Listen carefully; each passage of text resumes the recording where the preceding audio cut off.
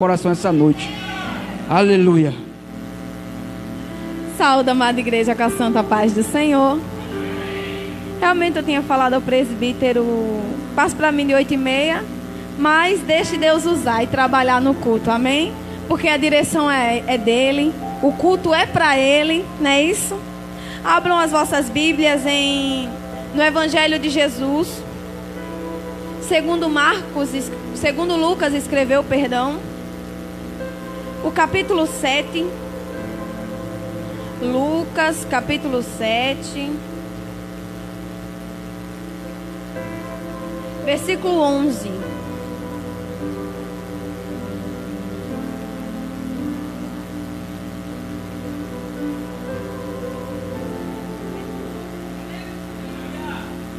Lucas 7:11. Amém ou misericórdia?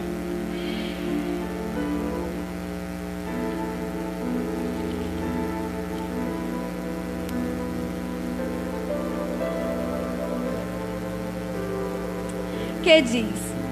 Lucas capítulo 7, versículo 11, que diz: em dia subsequente, dirigia-se Jesus a uma cidade chamada Naim, e ia com ele e seus discípulos e numerosa multidão.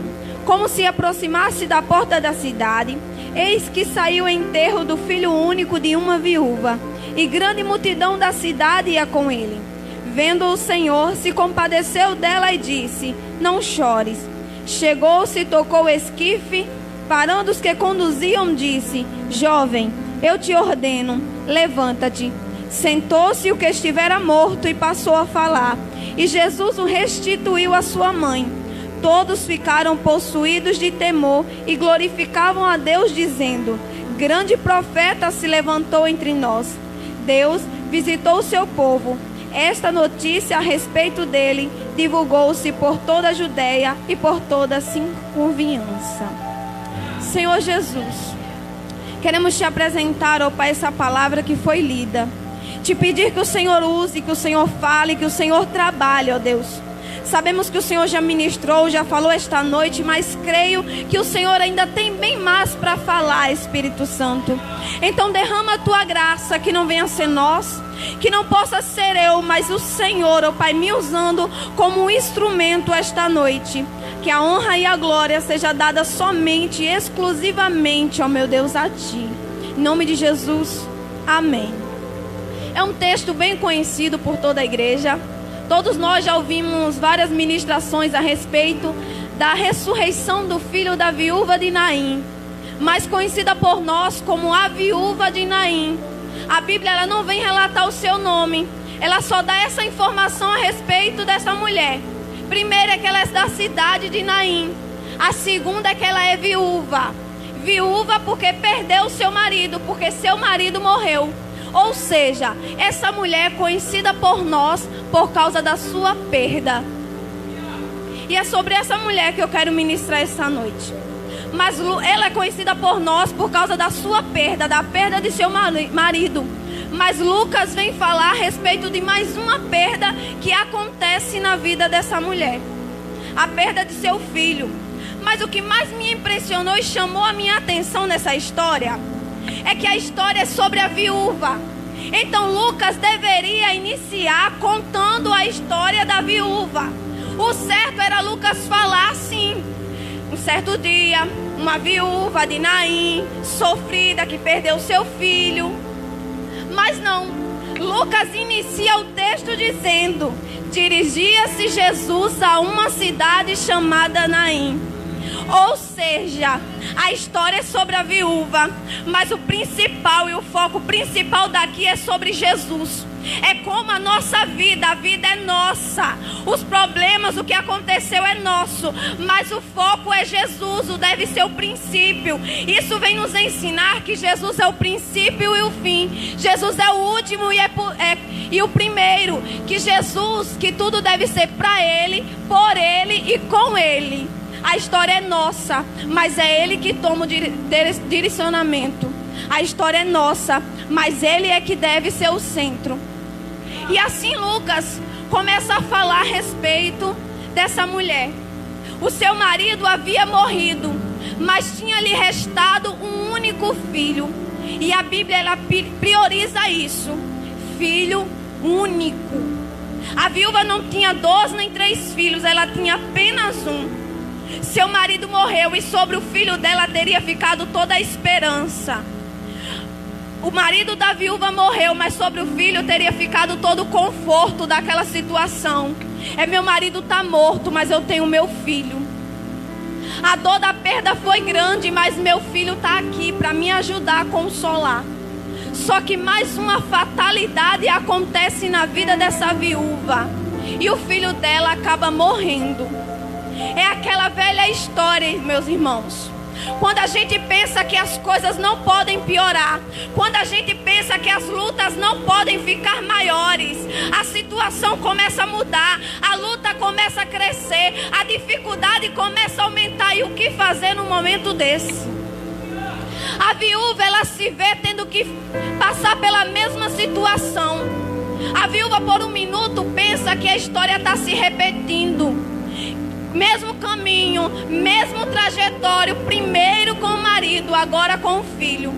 Talvez na caminhada dessa viúva, quando ela estava indo para o enterro, era ela dizendo: nasci para ser uma derrotada, nasci para perder. Só que o texto, ele nos dá um detalhe, é que Jesus está chegando.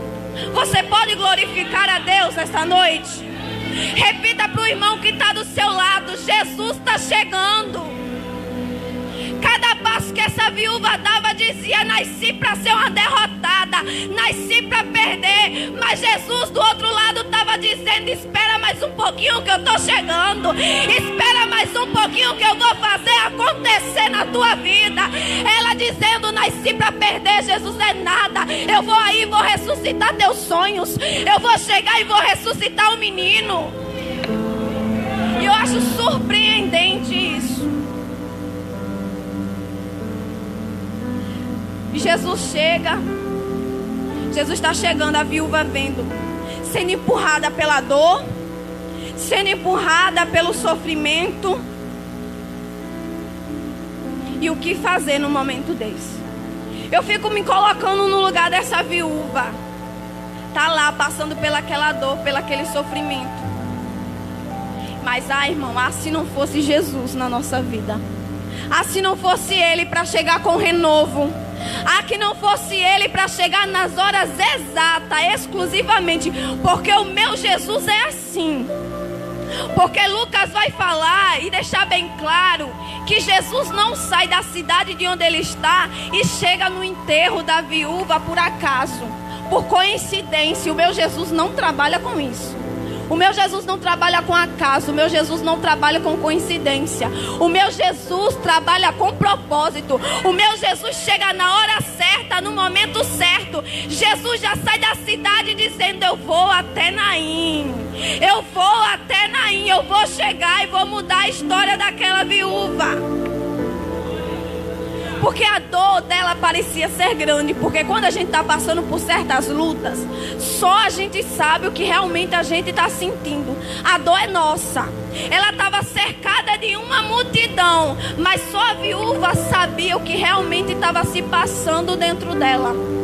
Porque por mais que as pessoas batessem no ombro, tentassem confortar, dizendo: eu entendo a sua dor. Na verdade, ninguém entende a dor de ninguém, porque somos nós que estamos sentindo. É a ferida que está nos machucando. Mas só que o mais importante, o que Jesus me ensina, que o mais importante não é a dor, mas é lembrar que Ele está chegando. A dor pode estar grande, a luta pode estar tremenda, mas é lembrar que Jesus está chegando. E quando chega, alguma coisa acontece. E quando chega, Ele já chega com o propósito de mudar a situação, de quebrar protocolo. Para Ele não tem impossível. E eu quero que você repita para o irmão que está do seu lado: o mais importante, com voz de profeta, irmão, em nome de Jesus, o mais importante não é a dor, mas é lembrar que Jesus está chegando.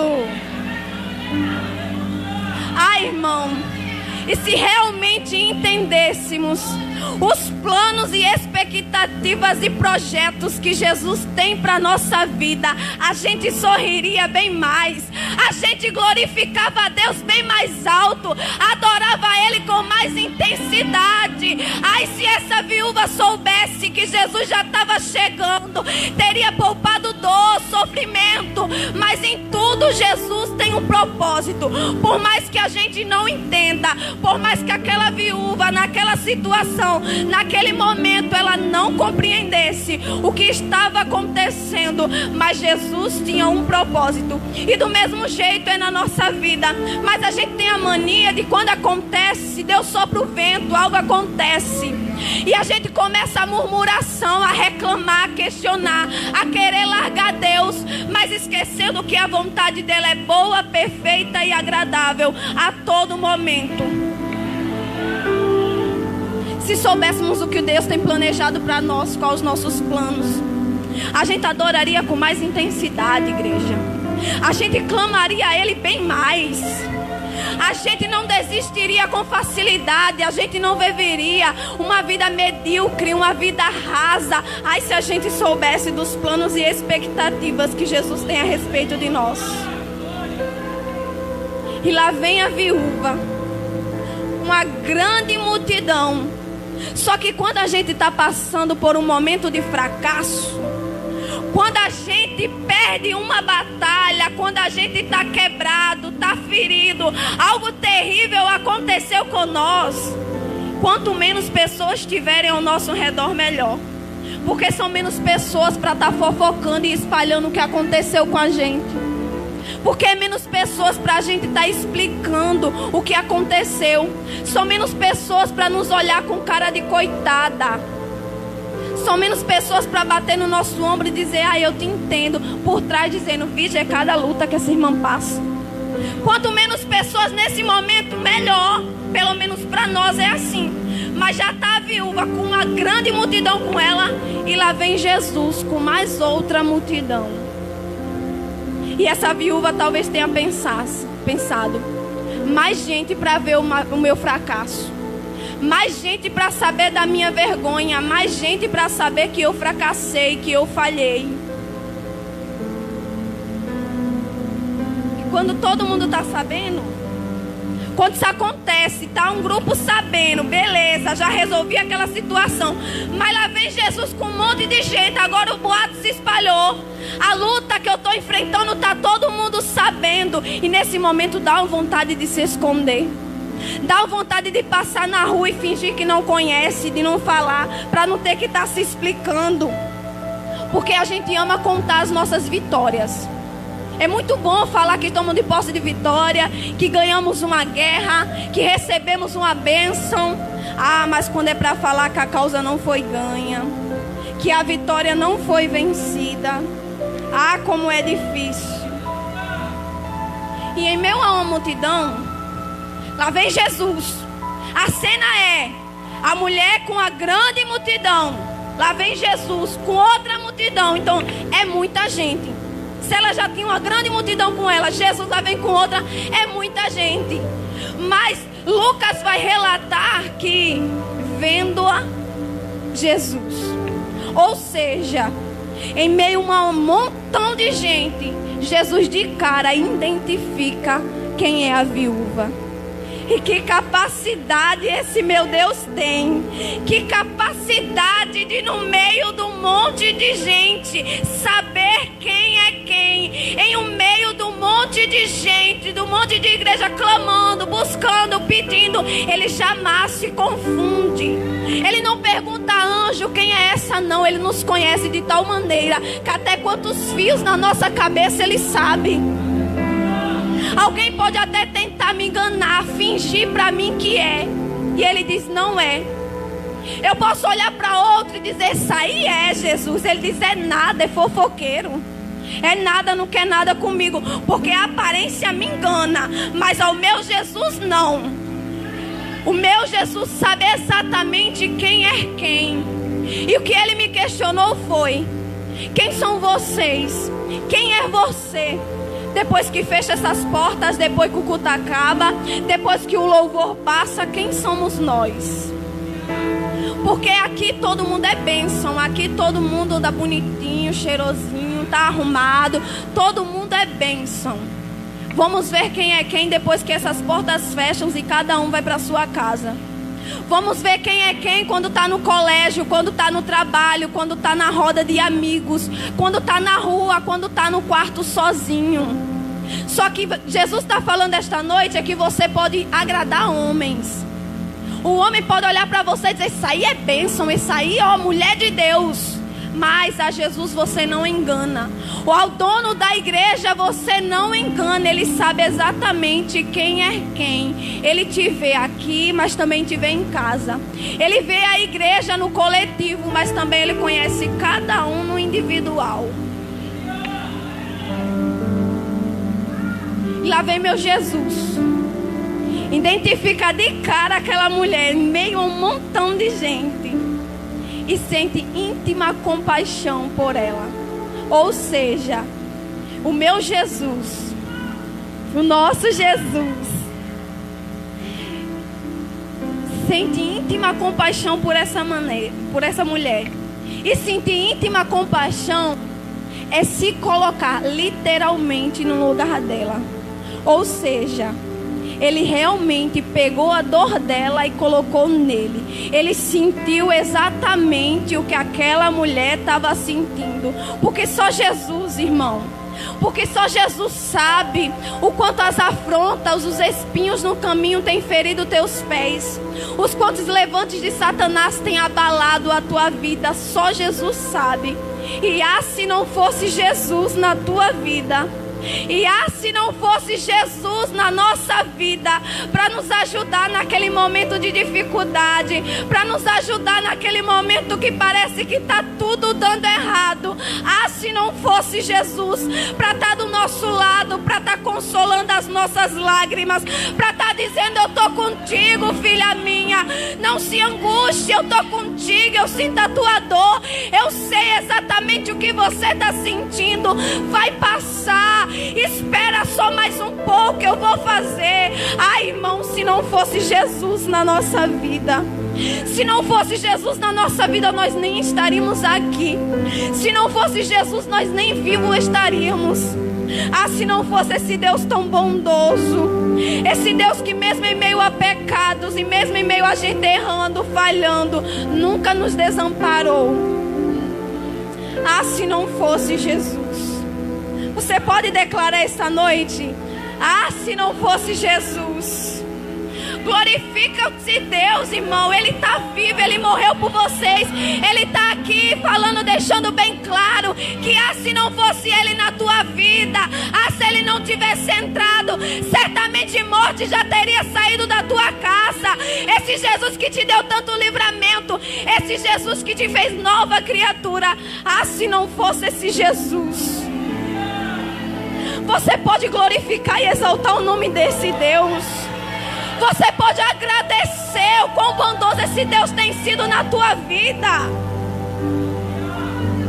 E ele se enche de íntima compaixão dessa mulher e olha para ela, sabendo exatamente de tudo que ela estava passando, e diz: mulher, não chores. Falando assim parece até normal, né?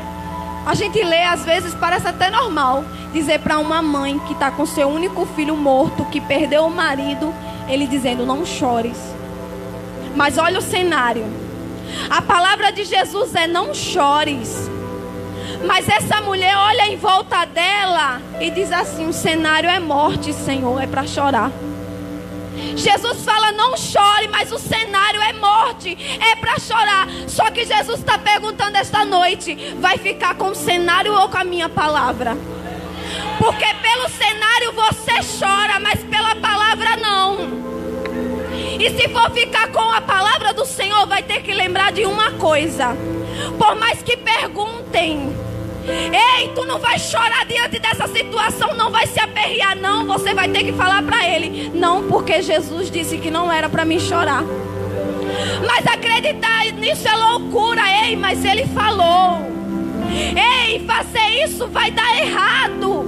Que loucura é essa? Ei, mas ele falou. Porque você não pode deixar a opinião de outras pessoas mudarem o que Deus disse para você. Foi com você que ele falou, então pronto. Se Deus falou, tá falado.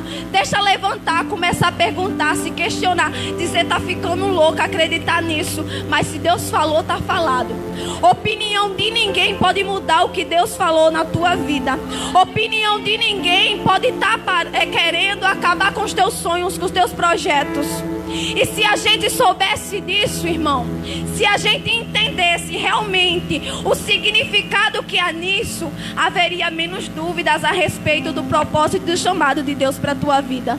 Você seria mais corajoso, você teria mais ousadia para falar, porque Deus te falou. Se Deus falou, se Deus revelou, se Deus chamou, Ele se responsabiliza. Podem entronchar a cara, falar que não gosta, que não concorda, que não aceita. Ei, mas se Jesus falou, tá falado. Porque Jesus, quando chega para a mulher, Ele não sai perguntando: eu posso chegar nela, eu posso tocar nela, eu posso falar com ela, não. Quem está sentindo a dor é ela, quem está no problema é ela, então Jesus vai trabalhar com ela. Quem está ao redor, quem é multidão, Ele não está nem aí, porque o problema não é com eles. Quem está sentindo a dor dela é Jesus. Só Ele sabe o que ela está passando, só Ele sabe a dificuldade que ela está enfrentando. Então pare de se importar com o que o pessoal fala a respeito de vocês. Comecem a confiar e acreditar na voz do Deus que fala com vocês a todo momento e a todo instante. Do Deus que chamou, do Deus que prometeu fazer uma grande obra. Ah, mas o menino está cada vez pior. Ei, mas Deus falou que vai libertar. E se Ele falou que vai libertar, eu acredito nessa palavra. Ah, mas o marido está bebendo e brigando cada vez mais. Ei, mas Deus falou. E se Ele falou, está falado. Eu não estou nem aí. Eu vou ficar com a palavra ao invés do cenário. Porque pelo cenário a gente chora. Se a gente for olhar pelos olhos humanos, pelos olhos carnais, a gente vai chorar, é só desespero. Mas a gente tem que começar a tomar posse do que Deus falou para a nossa vida. E quando Ele fala não chores, Ele vai se encarregar para a mulher não chorar. Porque o meu Jesus não é limitado a tempo. Eu, você, somos limitados a tempo.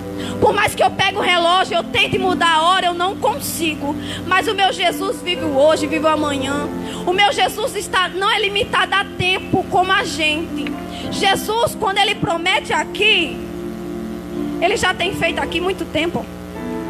Jesus prometeu aqui, ei! Ele prometeu que vai fazer na minha casa, mas a casa está cada vez pior. Mas meu Jesus não é limitado a tempo. No meu tempo a minha casa está cada vez pior, mas no tempo de Jesus a minha família já está liberta, ó. Você pode exaltar esse Deus, irmão. Começar a tomar posse da palavra.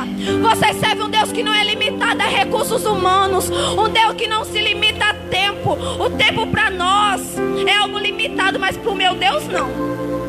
Ele pega, chega para a viúva e diz assim: não chores. Agora Ele vai se responsabilizar para a viúva não chorar. Ele vai até o esquife.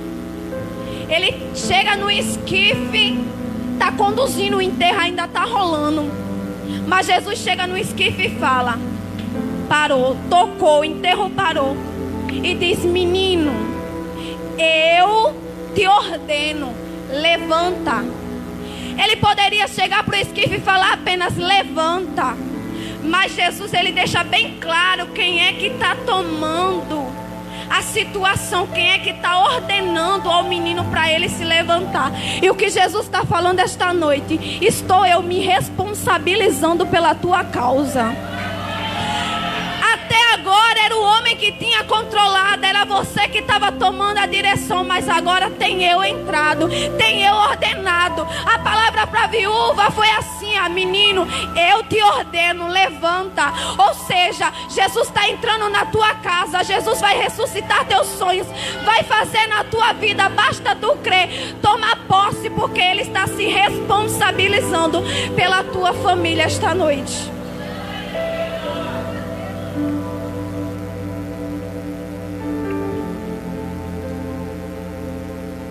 Vocês lembram que eu falei que na minha lógica, na nossa lógica, quanto mais gente tivesse, pior era.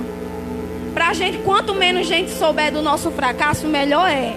Quanto menos gente souber da luta que a gente está enfrentando, melhor é. Esse é o nosso ponto de vista. Esse é o nosso ponto de vista. É o meu ponto de vista. Mas o de Jesus é: quanto mais gente, melhor. Sabe por quê?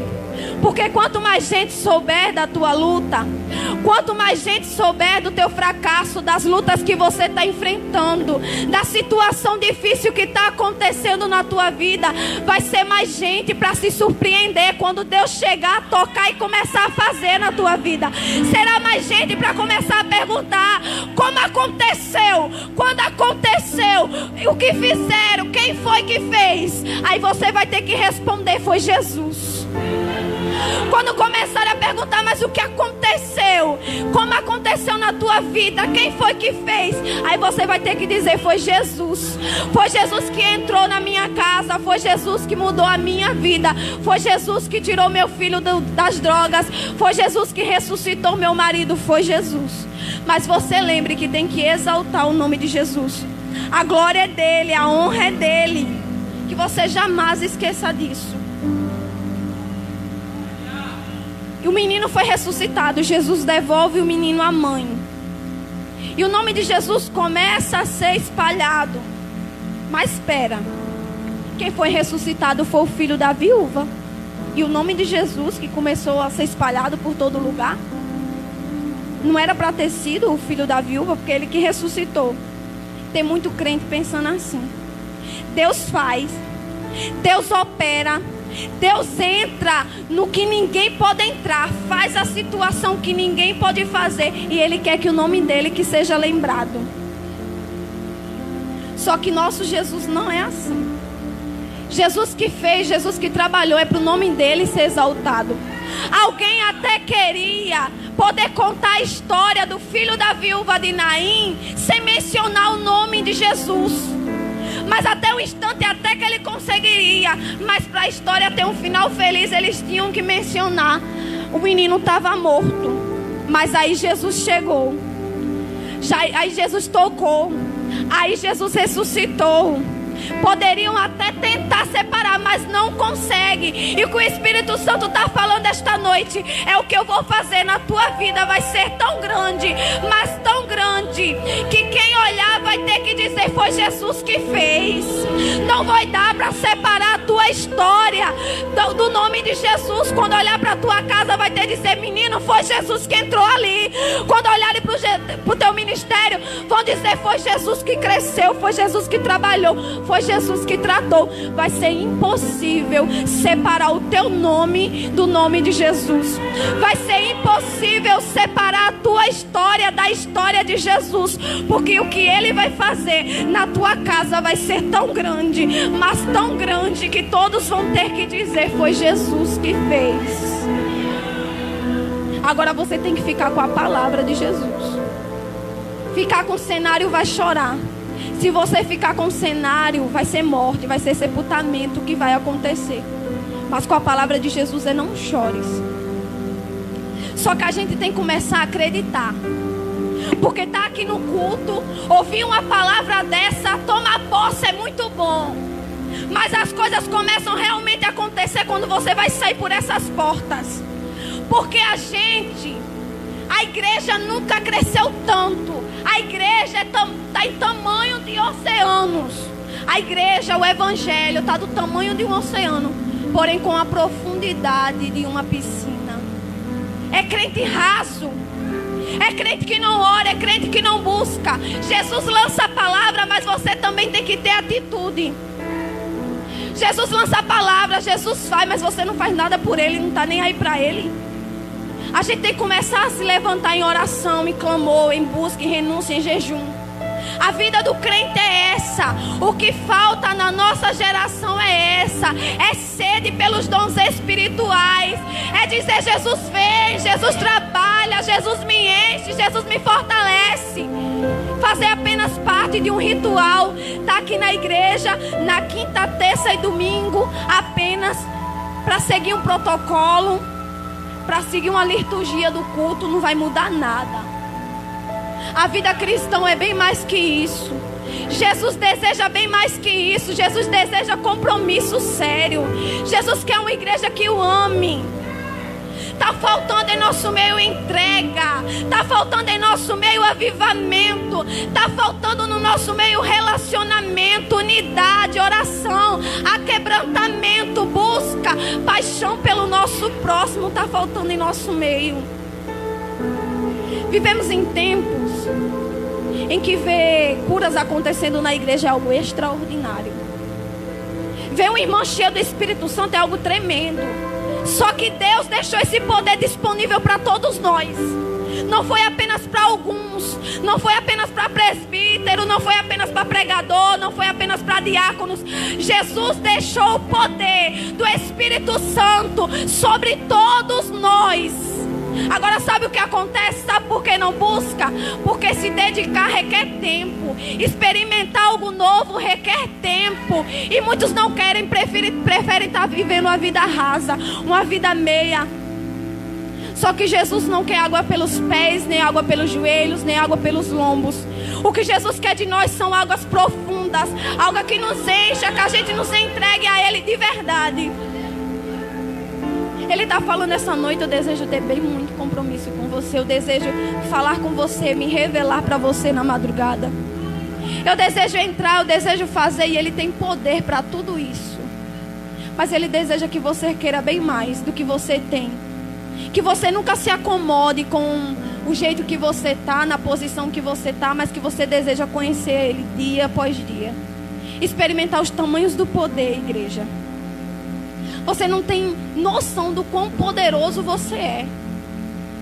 Porque as lutas vêm, a vida vai passar e não é a gente. Não é as lutas que vão ficando mais fácil durante o tempo, não. Mas é a gente que vai ficando mais forte. Não é o diabo que vai começar a ter medo da gente, mas é a gente que vai começar a ter mais ousadia e autoridade sobre a palavra para decretar a falência de toda potestade no nosso lar, na nossa casa e na nossa vida. Agora tem que começar a querer algo novo, experimentar algo novo do Senhor. Viver só aqui na cadeira, chegar, seguir protocolo do culto, não dá certo. Cheguei, louvei. O nosso culto é o culto racional e nós temos que entender para fazer. Se você levanta a mão apenas porque um pregador manda você levantar a mão, isso não é culto. Se você adora somente por adorar, porque os irmãos estão adorando, isso não é culto. Culto é você presta o culto a Deus. Você faz um culto para Deus, não é para o homem. Não é Deus que faz culto para você, é você que vem fazer um culto para Ele.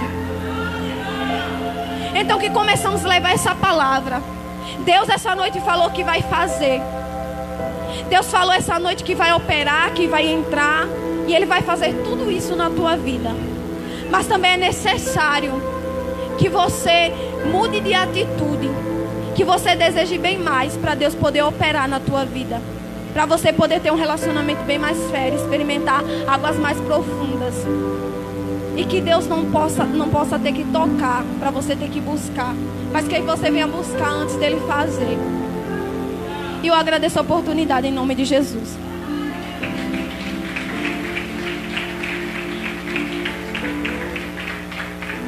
Aleluia.